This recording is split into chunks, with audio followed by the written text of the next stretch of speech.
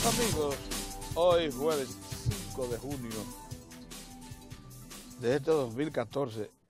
Hoy es Día del Ambiente o fue ayer que se celebró. Bueno, hoy es digamos que hoy es Día del Ambiente, creo que lo pasamos por alto ayer.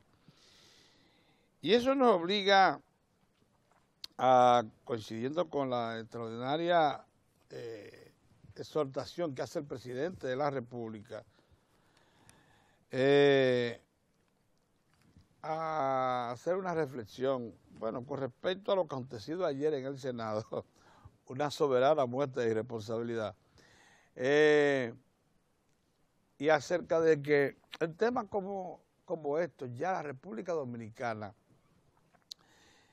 que lleva un buen tiempo de atraso, debiera apurar el paso para recoger todas esas cosas que se quedaron pendientes en el camino, a pesar de que estamos absolutamente de acuerdo con la afirmación del ministro de la Presidencia, Gustavo Montalvo, en el sentido de que se le está acabando el tiempo al amiguismo y a la arbitrariedad y al irrespeto de la ley, contrario a lo que ustedes puedan estar oyendo.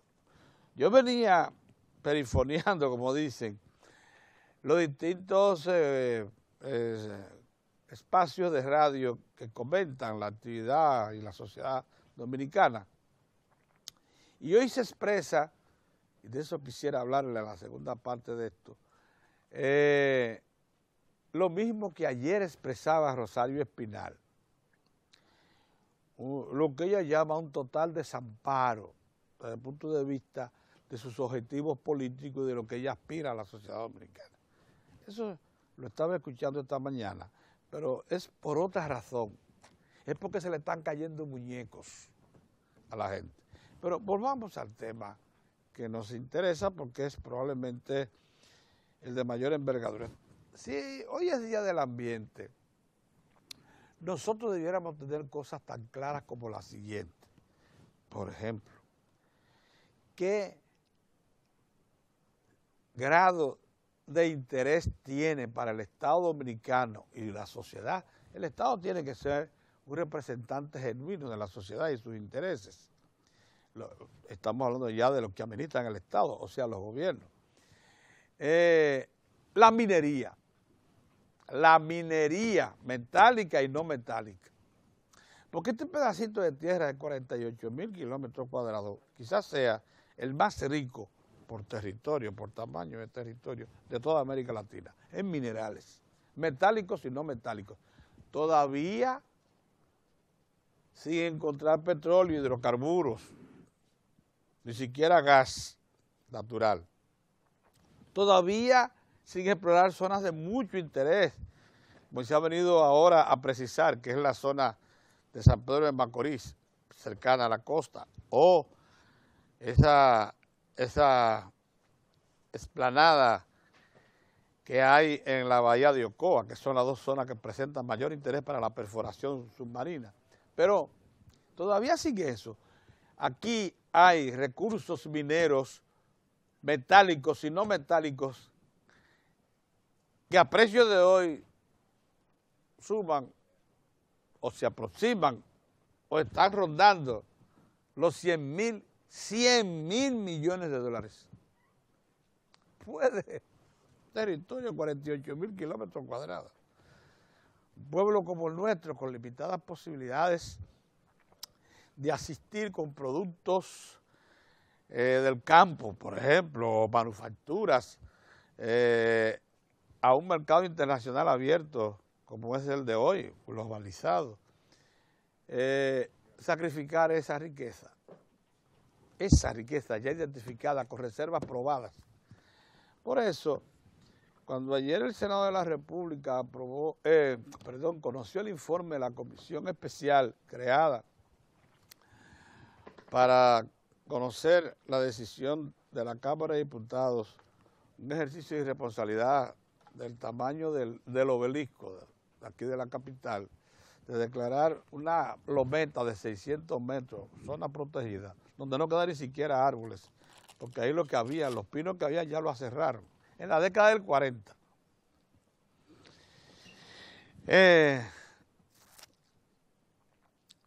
Uno se da cuenta porque la verdad es que la comisión, el informe que rinde para que simplemente ese proyecto se caiga, lo que está creando una serie de impuestos como el de un 10% para todo permiso del Ministerio de Medio Ambiente para explotar zonas, para todo permiso que implique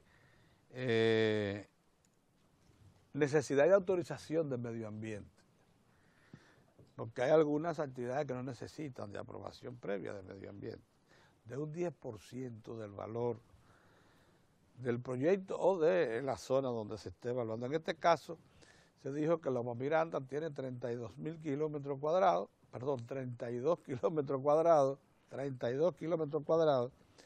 y que allí están ubicados, por un lado, Falcon Bridge, Glencore se extrata Falcon Bridge con una porción de eso que puede ser el 15-20% y el resto un paquete de inversionistas, familias importantes de La Vega, que son los dueños de eso. Para que te hagas una idea, eso ni siquiera propiedad pública era ya, porque era una zona que porque fue intervenida en la década del 30 y el 40, ahí ya no queda más que algunas cuantas matitas de mango, y lo que habían eran 21 familias en un sitio que se llamaba La Manaclita, que de ahí se la llevaron a un sitio, la sacaron, ahí no queda nada, en Loma Miranda no queda nada, a tomar en cuenta nada. Unos cuantos pinos y ya no vive nadie más, porque ahí no se da nada. Ahí lo que había era ganadería extensiva. Bueno, pero es una propiedad prácticamente suburbana de La Vega y por eso está repartida en muchísimos dueños. El Senado ayer conoció el informe de la comisión que dice que para resarcir, en caso de que se declare esto, zona protegida, a los propietarios, tanto Falcon Bridge como los residentes de La Vega, tienen el 65 a 70% de la tierra, de los 32 kilómetros. Habría que crear un impuesto de un 10% a cualquier proyecto que se ejecute ahí. Además de otros obstáculos, hay otras reformas que hacen que este proyecto de ley simplemente se caiga o tenga que ser observado por el Poder Ejecutivo, pero ese no es el caso. Lo que nos preocupa es que esto se esté debatiendo sin que haya un marco referencial sobre política minera, de explotación, de qué hacer con los recursos mineros metálicos y no metálicos. Miren, en Barahona están reservas evaluadas ya. En Barahona existen reservas que no la tiene ningún pedazo de tierra de América Latina concentrado así. Se habla de 500 millones de toneladas de yeso, de 250 millones métricas de toneladas de sal marina, de sal de esa que se usa para combatir el hielo en los Estados Unidos. Existe una cantidad impresionante también de mármol y piedra caliza. Ahora se le señala como un potencial desarrollo masivo de minerales no metálicos. Para decirles, estoy hablando entonces de una zona muy deprimida, pero cuidado si ustedes creen, en Pedernales, allá en Pedernales, en la pobre Pedernales, no solamente hay la bauxita, que por cierto, Alcoa la explotó y se la llevó en tierra sin procesar. Sacaban, metían en un barco y se llevaba eso a procesar a otra parte, a los Estados Unidos y Canadá. Y dejó eso, parecen cráteres de la luna lo que hay allá en la zona de explotación. Pero en Barahona hay piedra caliza, hay mármol, y hay un potencial también para declarar ahí un clúster minero no metálico en Jimaní, en Pedernales y Jimaní. Entonces, cuando usted viene a ver, este es un país que aún las zonas más deprimidas, como es el caso del suroeste, cuentan con recursos mineros, con los cuales iniciar nuevas actividades empresariales y poner a trabajar a la gente y agregar riqueza y desarrollar esos ambientes. Y ni qué decirle con lo que está pasando con esa extensión que va desde Monte Plata hasta las estribaciones de Jarabacoa.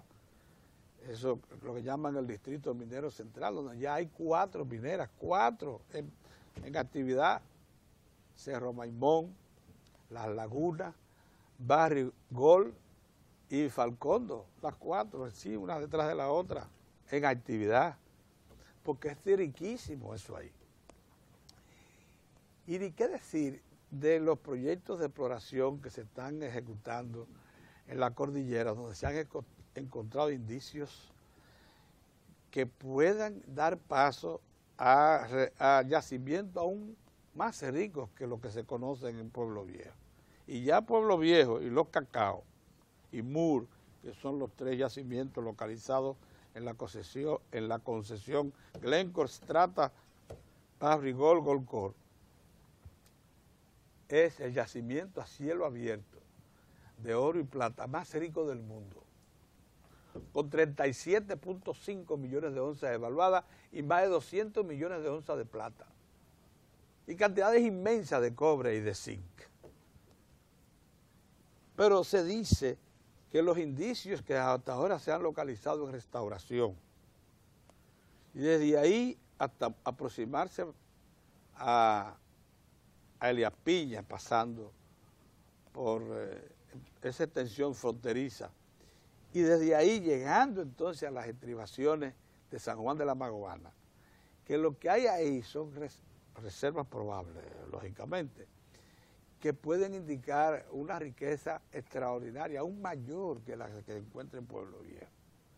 Este es un país bendito, porque aquí las características nuestras son las de una isla continente. Aquí se dan formaciones geológicas y reservas minerales que solo se dan en tierras continentales. Hay una teoría bueno, estoy tirando ideas a la mesa, de unos geólogos que dicen que la República Dominicana, buena parte de lo que ustedes ven hoy, que es el Caribe, se desprendió de tierra firme, y que nosotros nos desprendimos de Canadá, que de allá que venimos, que por eso que somos una isla con esas características mineralógicas. Bien, eso es un decir, son teorías. Pero lo que quiero decir es que todo este momento, hoy es día porque es Día del Ambiente, y porque el presidente de la República hizo una exhortación tan importante como la de que preservemos todas nuestras fuentes fluviales principalmente y de bosques, queríamos hacer esta observación. Ahora, quisiera decirle que lo que hace el informe de ayer es simplemente una manera inteligente de los políticos que ya no quieren tomar decisiones y que se creen que son duraderos, que son para toda la vida, de afrontar situaciones que los obliga a dar algún tipo de salida. Es una salida para mí convenenciera, que no tiene nada de justificación ni de sustento científico. Ahí no se hizo esfuerzo. Yo lo que quería, sin embargo, llamar la atención acerca de un artículo que ayer pasamos inadvertido. Y la causa de eso fue que el periódico Hoy nos llegó muy tarde ayer aquí. Y el digital no contenía el artículo que quisiera comentarle, que es el de Rosario Espinal, la ideóloga por excelencia de la sociedad civil. Rosario ayer declara a la política dominicana fracasada, terminada. Dice que aquí no hay lo que se llaman el ABC de lo que es el concepto de política y su expresión orgánica, que son los partidos, los principios ideológicos, totalmente descorazonada, totalmente descreída, se lanza como una mujer que ha perdido toda la fe en la sociedad dominicana. Todo eso es por la sentencia del Tribunal Constitucional y la ley de naturalización y la iniciación del proceso de regularización.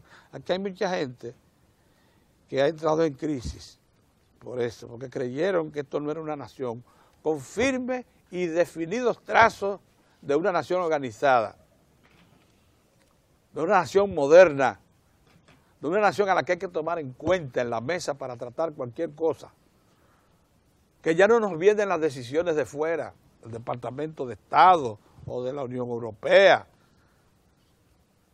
o de una cualquiera de las naciones más avanzadas o potentes de América Latina, que tenemos personalidad propia.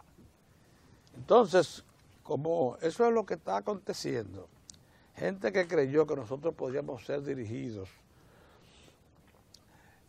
por otros intereses con los cuales ellos tienen su entendimiento, que no vale la pena entrar aquí en qué tipo de entendimiento, se dan hoy por desestimulados, desesperanzados, frustrados, porque nosotros los dominicanos hemos avanzado. Yo venía oyendo, les decía esta mañana, varios de los espacios de comentarios, y si usted oye, esa gente se deprime totalmente, porque para ellos aquí no hay futuro, aquí se liquidó todo. ¿Saben qué? ¿Para quiénes es que no hay futuro? Para los que con tratativas han pretendido suplantar a los que gobiernan, porque saben que el Partido de la Liberación Dominicana se le fue adelante a todas las otras colectividades políticas en madurez, en sustentación, en organización, en disciplina, y porque ven que la sociedad está siendo conducida por un grupo de políticos responsables que le está dando un norte por primera vez. Y entonces pierden la fe en experimentar con nuevas estructuras políticas que son de su preferencia y no necesariamente la oficial. Por eso a todo lo demeritan, toda iniciativa gubernamental. Ahí están lanzándole todo tipo de crítica al 911, una de los proyectos más esperanzadores que ha emprendido el Estado Dominicano en cualquier época. Ya lo declaran como fracasado, perdido, cuando lo que estamos recibiendo son los efluvios de una experiencia que tendrá que imponerse lenta, pero firmemente en el país. No debía suponerse que una experiencia de ese tipo fuera aceptada plenamente, apoyada plenamente, porque se demanda de un salto de calidad también de la sociedad. Cosa que la vamos a ir adquiriendo lentamente. No perdamos el juicio tampoco. Buenos días, don Orión. Buenos días, don Mozart. Buenos días. Saludos, amigos, saludos.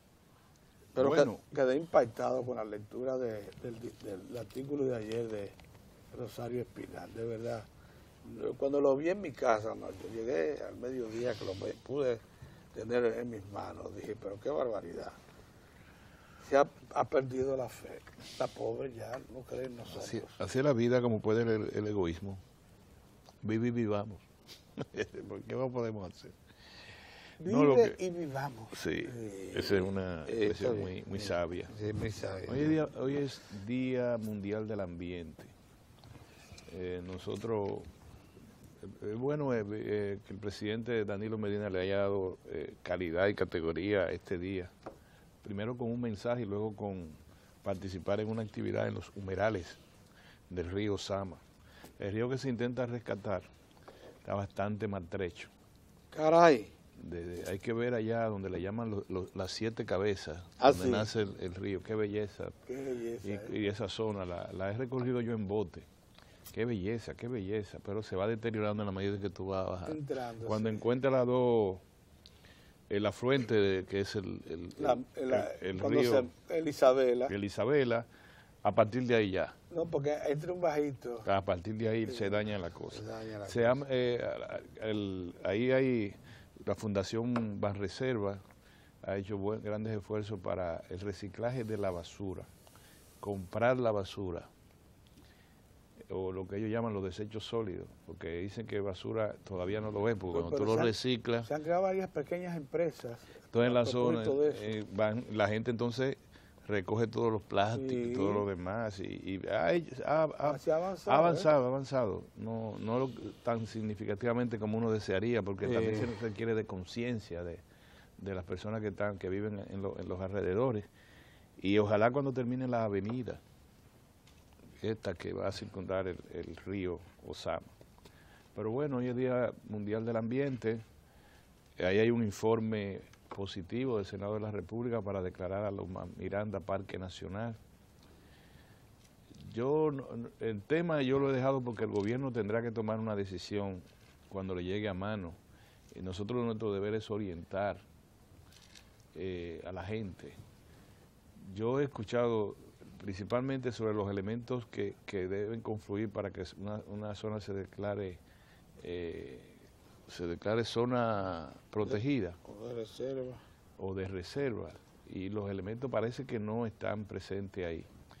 Sin embargo, cuando se habla de la minería, alguna vez nosotros tendremos que tomar políticas mineras. Ahora que va a haber, que ya está funcionando un ministerio de energía y minas, posiblemente entonces el país sea convocado a que todos podamos armonizar una ley de minería, o no una ley de minería, una política de minería, que el pueblo dominicano entienda a grandes trazos cómo es que nosotros vamos a explotar nuestros recursos mineros en concordancia con la preservación del ambiente. Eso habrá que hacerlo.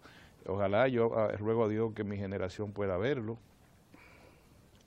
y que el norte sea siempre preservar el ambiente y obtener los recursos que la naturaleza nos provee en el subsuelo, como son el oro, la plata, ferroníquel y demás minerales que están en nuestro subsuelo, que en otra parte del mundo lo explotan, mundo civilizado. Ojalá que por aquí podamos hacer algo siempre en consonancia con el ambiente.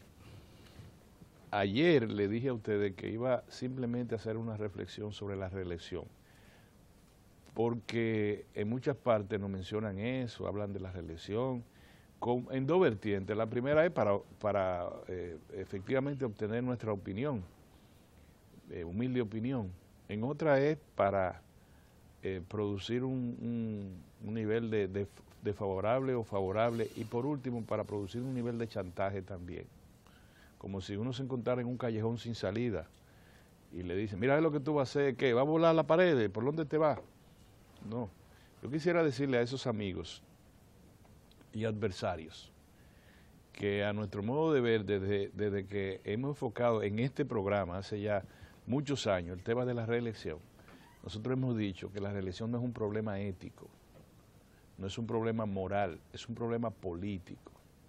Entonces, el abordaje es político, no es ético. Yo para hablar de la reelección no tengo que ir a la iglesia.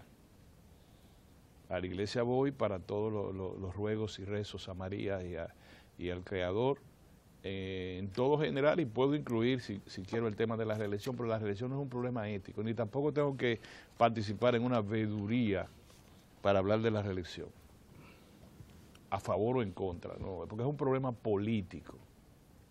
Y yo quisiera llamar la atención de quienes abordan los temas políticos con nivel de comprensión, de adecuación, como ciencia, como arte, como guerra, como toda esa confluencia que se ha señalado de las ciencias políticas, como filosofía, como paradigma, como lo que usted quiera.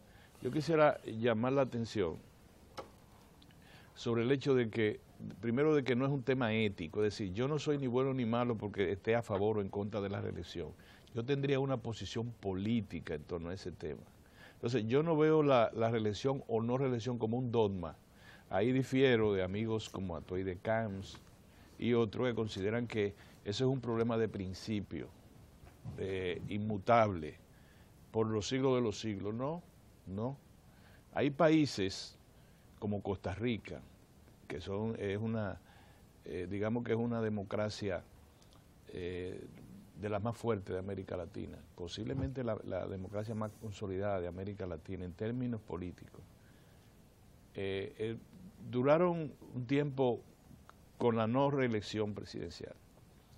Y llegó el momento en que todos los padres fueron presidentes y luego los hijos fueron presidentes y se acabó el liderato político. Por alguna razón la sociedad tica no ofreció más relevantes recursos humanos para el Estado costarricense. Ahí están resolviendo sus problemas de carácter político y ya ustedes ven cómo ha ido. No es que yo voy a analizar tampoco el devenir político de Costa Rica, sino que yo le digo que hay naciones que han aplicado eso y han revisado la situación. Nosotros la hemos revisado, vuelto a revisar, pero no es porque la reelección sea mala o sea buena, es porque el sistema político dominicano ha estado, como dice Pedro, acusa un atraso. Entonces el tema de la reelección, como el tema del 9-11, como el tema de la ¿cómo que se llama? Se trata de manera artesanal, porque el problema es de desarrollo político. Ya el tema de la reelección presidencial, como en Estados Unidos, en una vez, o lo que la sociedad decida, ya eso lo hubiésemos resuelto si hubiésemos tenido en el momento en que abordamos ese tema la suficiente madurez política como país, como nación, y las distintas clases sociales o sectores de clases que confluyen en la sociedad hubiesen tenido la madurez para vincular todo, vincularlo a la economía, ese tema, vincularlo al desarrollo social, al desarrollo político, al desarrollo educativo. Pero no, tratamos la reelección cuando se menciona a una persona. Puede ser Balaguer, puede ser Hipólito Mejía, puede ser Leonel Fernández y ahora el presidente Medina. Y mañana será Pedro Cava. ¿Por qué? Porque no hemos tratado ese tema desde el punto de vista de la nación, de su desarrollo presente, de sus perspectivas, etcétera. Porque no hemos sido todavía una sociedad que acuse el desarrollo político necesario para abordar ese tema en profundidad como lo han hecho otras naciones. Y el desarrollo político, a mí me enseñaron en las ciencias políticas, se deriva fundamentalmente del desarrollo económico. En la medida en que el país se desarrolla económicamente, se desarrolla el tema educativo, se desarrolla el tema político, se desarrollan todos los temas, y entonces somos una sociedad que le llaman sociedad civilizada. Es así, por eso que el tema de la reelección no está en la agenda de política inmediata de Alemania, ni de Bélgica, ni de Irlanda, ni de los Estados Unidos. ¿Por qué? Está en Venezuela, está en Ecuador, está en Colombia, están en países que están en la misma situación de orden económico, social y político que nosotros, con la distancia reservada. Entonces, nosotros no podemos tomar la reelección como si fuera una bachata, que si me gusta o que si no me gusta, o que si tiene el ritmo de 3 pasos para adelante y 3 pasos para atrás. Esa es la bachata. El tema de la reelección, repito, es un tema político. Si es un tema político, entonces, ustedes me dirán, bueno, ¿qué tú vas a decir de la reelección? Bueno, a mí ni me es buena ni me es mala la reelección. La reelección es la conveniencia que se tenga en un momento determinado de cara al problema, a los asuntos, a la agenda de urgencia nacional. Si ustedes creen que ese tema lo debemos que tratar ahora, pues lo tratamos, no hay problema. Lo mismo que el tema de la deuda, el tema de lo que ustedes quieran. Ahora, por tratarse de un tema político que envuelve al jefe del Estado, a mí me parece que a él es que le corresponde abordarlo. En el momento en que lo crea conveniente. Si él cree que el país no tiene daños colaterales... Él lo abordó y dijo que no, pero espérate. No. Y otra cosa que olvidé decirle. En el orden político, uno no promete ni deja de prometer. Bueno. No, eso es así. O sea, el Estado es una cosa que tú no puedes decirle, no es una señorita, ni las condiciones políticas de un momento, como decía Mozart en su tiempo, históricamente determinado, dice, mira, yo tendría que declarar una guerra, pero no puedo porque yo prometí que no. Eso uno lo hace a una señorita cuando la está enamorando. El político ni promete ni deja de prometer. El político lo que puede decir, yo tengo intenciones. En un momento determinado a mí yo no deseo... Según mi vocación, no me interesa tal cosa. Pero si usted es el jefe del Estado, por ejemplo con el tema haitiano, usted dice, yo quiero proteger los derechos de las personas vulnerables de origen haitiano. Pero cuando la ley le dice, si no cumplen con los requisitos que establece la ley y la sentencia, tenemos que deportarlo. Usted no va a decir, yo prometí no deportarlo, no se van. Entonces, en el tema de la reelección, el político y el jefe del Estado promete conforme a las circunstancias. Ustedes dirán, bueno, usted le está diciendo al presidente que se reelija. No, yo le estoy diciendo que él es el que tiene que tomar esa decisión, que él es el líder, el líder fundamental en este momento de la nación, en razón de que es el jefe del Estado. Y tiene el arraigo que tiene la sociedad dominicana, no es solo para que se reelija. El arraigo que tiene la sociedad dominicana es porque la sociedad lo considera apto para evaluar esa situación. Entonces, a él es que le corresponde decir los daños colaterales que puede producir en el orden político, en el orden social, en el orden tal. La reelección, cuando eso ocurra, Mozart, Pedro y yo, y Héctor Tineo, y usted y todos nosotros diremos a favor o en contra, y entonces hablaremos. Pero yo no puedo, ni Mozart, ni Pedro, sustituir lo que es un espacio de reflexión del presidente de la República. Mucho menos con aquella cosa de que él prometió la no reelección. Bueno, si la prometió o no la prometió, ese no es el problema. Él tiene que decidir eso. Más nada. ¿Ustedes saben por qué? Porque se convierte en un chantaje. Se convierte en un chantaje de la oposición y se convierte en un chantaje de sectores del gobierno que impulsan la reelección. Ahora estamos en la reelección como los evangélicos, que con todo el respeto al evangelio, te toca la puerta de tu casa, si no le abres, tú estás condenado. No, vamos a ver. No, vamos a ver. Y lo digo con un criterio muy amplio, muy abierto. Aquí viene, no, la deuda externa. Sí, vamos a discutirlo. El déficit fiscal, vamos a discutirlo. Vamos a discutir todo. Y la reelección está en el plano de la discusión también.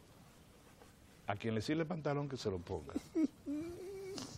Me pasé otra vez. Qué bárbaro. Este es un puro Balboa.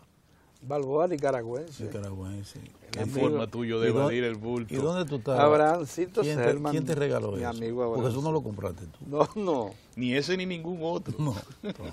Yo los galeanos me tienen un brazo roto. Sí. ¿Lo sabes? Bien. Buenos días, señores. El médico le Muy dijo a interesante. Pedro que si él seguía fumando, perdería 5 años de su vida. Y él dijo, 5 nada más, déjelo, sigo fumando. Buenos días. Qué bárbaro. Buenos días, señores. Qué interesante el abordaje de Orión con el tema este de la reelección. Y Orión tiene todo el derecho a decirlo, y no solo el derecho, sino que tiene la moral, a propósito de la moral y la ética, en términos de reelección, hacer ese tipo de planteamiento, porque ciertamente nosotros en algún momento abordamos el tema de la reelección. En los últimos años ha habido 2 momentos en que el país se ha visto envuelto en ese tema. Cuando Hipólito Mejía, que procuró la reelección, y la forma en que lo hizo, en que actuó en busca de conseguir lo que logró en ese momento, que fue cambiar la Constitución de la República para presentarse a la repostulación. Lo logró por el método que todos conocemos, ahí está la historia, como él logró tumbarle el pulso a gente en el Congreso Nacional y imponer el asunto de la reelección consecutiva ahí en la Constitución de la República. Lo único que el soberano, que es el pueblo, le dijo a Hipólito Mejía no, y lo colocó a prudente distancia a él y a su partido. Esa fue la respuesta del soberano, el pueblo. Él consiguió cambiar la Constitución, se colocó y fue como candidato. El pueblo lo aplastó. Y colocó a prudente distancia a él y a su partido, que andaban, recuerden ustedes, cabizbajo. La cerviz le tocaba al suelo a los PRDistas. Esa fue la primera respuesta, la más contundente de las respuestas a una intentona de ese tipo en ese momento. Bueno, pero es un asunto del pueblo. Una una respuesta política y social del pueblo dominicano frente a una acción enteramente política que asumió Hipólito Mejía en ese momento. Como dice Orión, que no tiene nada que ver con moral ni con ética. Una acción política le correspondió a una acción política. En esta ocasión, en contra, aplastado.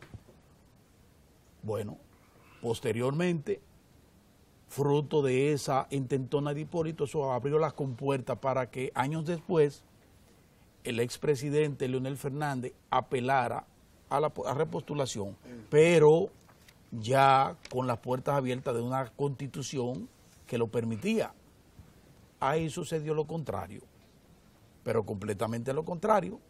Leonel Fernández fue a la repostulación y ganó en primera vuelta, pero en forma arrolladora. Una acción política de Leonel Fernández y su partido PLD recogió una respuesta política, social, soberana del pueblo dominicano que lo apoyó y él ganó la reelección. Es lo mismo, dos partidos, dos candidatos intentaron, uno salió aplastado por la población, por el voto, por el soberano, otro salió de la mano del soberano exitoso y ganó la repostulación y se colocó 8 años corridos. Resultado de uno y de otro. Bueno, ustedes han visto los resultados del PRD, jamás volvió a ser una entidad fiable hasta el momento. Le ha hecho un daño terrible esa intentona de Hipólito Mejía de reelegirse y de romper con lo que había sido un mandato de su partido y de la Constitución y todo lo que hizo. Todavía están recogiendo los muertos, porque ese partido está prácticamente, bueno, ustedes lo saben, yo no le tengo que decir en la condición en que está el Partido Revolucionario, a pesar del esfuerzo que están haciendo. Miguel Vargas, que es su presidente, haciendo un esfuerzo por recomponer, comenzó desde antes. Cuando recogió eso, lo que quedó con 23% por allá listo, liquidado, y lo colocó en 42 frente a cuando enfrentó a Leonel Fernández, 41-42, y luego el partido volvió y sufrió todo lo demás y miren por dónde anda. En cambio, Leonel Fernández ganó en la repostulación, se fue hasta el 2012, y en el 2012 entonces vino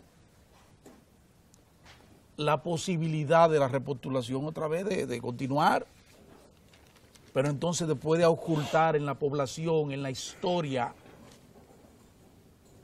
un hombre como Leonel Fernández, sí, el del 2012, se supo que ve más allá de la curva, dijo, no, yo no puedo hacer esto porque voy a provocar una situación al interior de mi partido y le voy a colocar al país en una situación que no debo y echar para atrás la Constitución. Y echar atrás la Constitución y todo eso. Iba a ser terrible. Iba a ser terrible. ¿Qué hizo Leonel? Bueno, no. Y entonces se presentó Danilo Medina y el soberano vino y apostó a Danilo Medina y a la continuación del Partido de la Liberación Dominicana en el poder. No ha habido en ninguno de esos casos, ahí no ha habido asunto moral, no, como dice Orión, ni moral ni ético.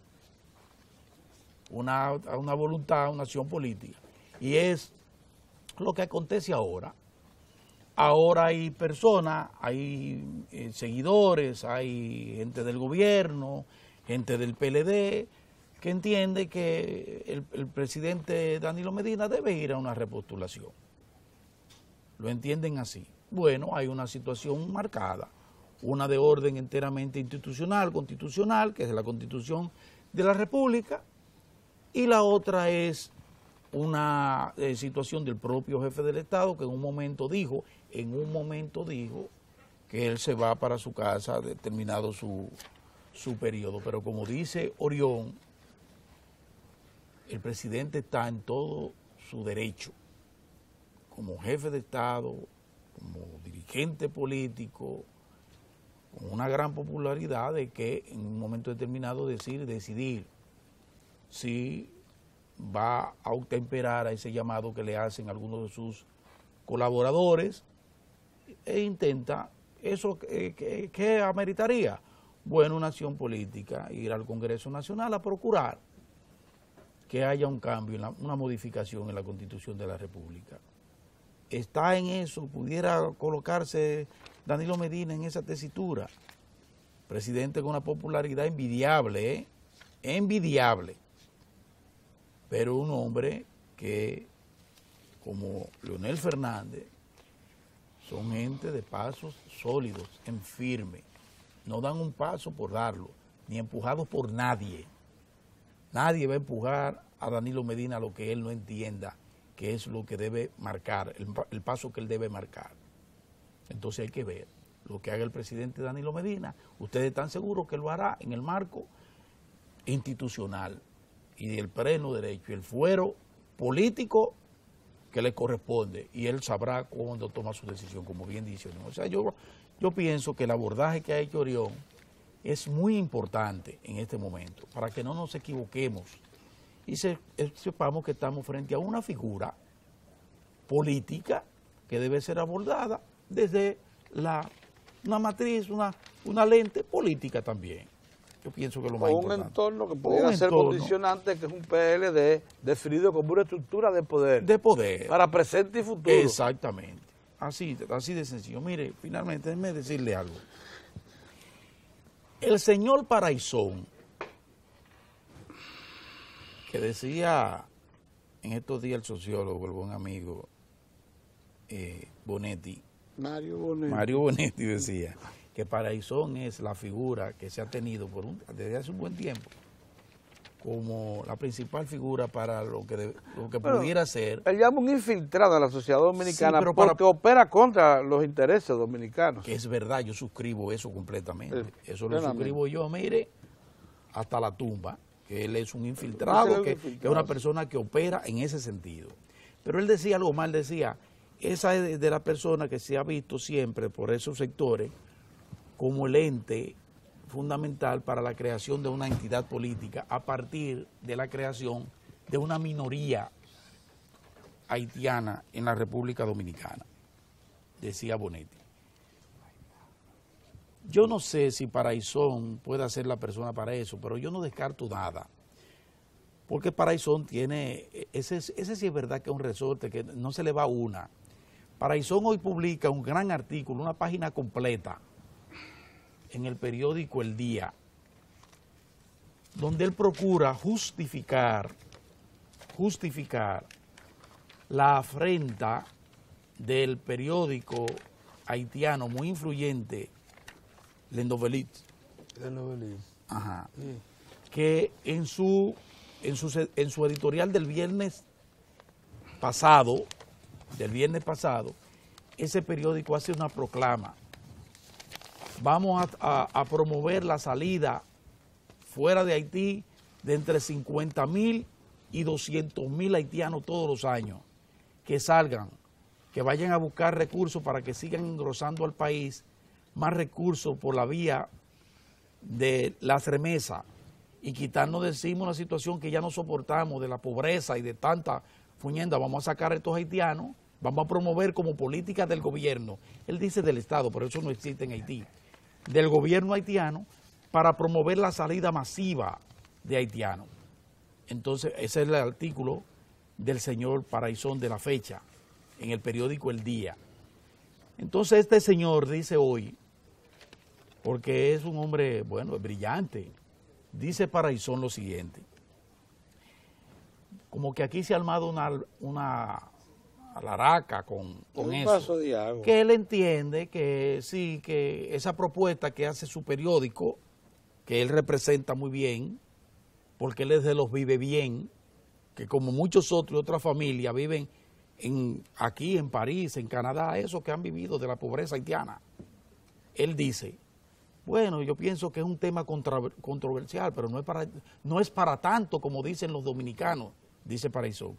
Pues mire, señor Paraisón, es para mucho. Sí. Y no le vamos a soltar, vamos a mantenernos vigilantes, porque la OEA dice, el secretario de la OEA, el señor Insulza, dice que la ley de naturalización resolverá casos de ilegales. Él suelta esa y nosotros la recogemos de inmediato y decimos, bueno, va a resolver. pero todo tiene un límite. Es una ley que está muy bien delimitada. ¿Qué problema es que va a resolver y de cuáles ilegales? Y de cuáles ilegales. Porque esto no es rumba abierta tampoco, que no lo crea ni la OEA, ni Paraíso, ni nadie. Es una ley que está delimitada en el marco de la Constitución de la República Dominicana y en el marco de una sentencia como la 168.13, para que no nos llamemos a engaño. Y vamos a estar vigilantes. Por eso saludamos el que el ministro de Defensa, que sigue ganando mi admiración y respeto cada día, advierte lo siguiente, dice, bueno, nosotros vamos a seguir nuestra labor de vigilancia en la frontera. Hemos atrapado en lo que va de año más de 25,000 haitianos y lo hemos devuelto intentando entrar al país.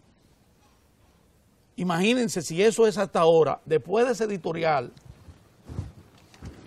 de ese periódico influyente, esa exhortación al pueblo haitiano, a rumba abierta a los haitianos que pasen para el otro lado, porque no es ticket de avión que le van a dar para que se coloquen en la Florida, en los Estados Unidos, o en Canadá, o en Francia. Ni siquiera son embarcaciones que le van a facilitar para que se vayan a Cuba o se coloquen en las costas de Venezuela, que son de los países que han estado solidarios a propósito de la 168, o al CARICOM, que casi los mata al que penetra entrar allí. No, no es para eso, no. Esa exhortación es para que crucen a seguir llenando, inundando al país de esos nacionales que se están engullendo parte del presupuesto nacional y que nos están creando situaciones aquí engorrosas. Entonces nosotros alentamos, respaldamos la iniciativa humana, solidaria del presidente de la República cuando sometió ese proyecto que es ley de naturalización. Pero nos mantenemos vigilantes frente a situaciones como la que se están dando. Por eso saludamos también que Vinicio Castillo Semán inauguró su entrada a la Cámara de Diputados sometiendo un proyecto para que le preguntemos al país si debemos abocarnos a colocar ¿Un muro? Un muro. Que prosiga los 17 kilómetros que ya levantó Haití en la frontera. Un muro, como lo han hecho otras naciones. No, que Haití levantó 17 kilómetros. Como lo ha hecho el propio Haití, que ya metió 18 kilómetros. Sí, de muro. Para levantar un muro. En un sitio donde ellos consideraban... Debemos mantenernos vigilantes. Claro. Yo quiero llamar la atención de la población. Porque otra cosa, en poco tiempo, yo espero que las autoridades nos digan que ese proceso que va muy bien, de regularización de la cantidad de, no solo haitianos, sino de otros países que están yendo, como debe ser, todos, a regularizarse, que en poco tiempo tengamos un levantamiento y le digan al país, ¿en qué ha quedado eso? ¿Cuántos se han regularizado? ¿Y cuál ha sido el resultado? ¿Regularizado en qué término? ¿Cómo quedaron? Califican para, pero que nos lo digan, que nos informen, que le informen al país cómo va ese proceso. ¿Entendió, señor Paraizón? No es verdad que esto es alaraca, ¿no?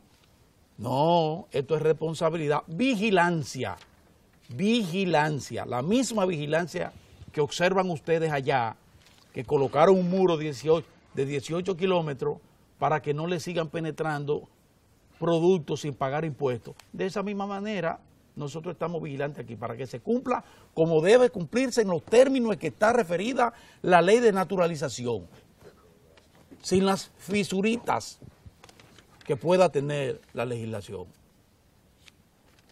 Lo dejo de ese tamaño. Bien, señores, miren, hoy es jueves agropecuario y tenemos un invitado que es muy apreciado en estos ambientes de los jueves. Se trata del general retirado Juan Recio. Él es el director ejecutivo del Consejo Nacional de la Promoción de la Leche, de Conaleche. Y con él vamos a tratar temas que ustedes saben es de mucho interés para nosotros, porque hay una cosa absolutamente cierta. La estructura del terreno dominicano lo descubrieron, inmediatamente llegaron los colonizadores, es esencialmente para una producción ganadera extensiva. Así dijeron. Así se consigna en todos los informes de los 500 años que tiene de existencia esta nación. El territorio dominicano es de vocación esencialmente ganadera y agrícola. Así que con él vamos a hablar de leche dentro de un momento.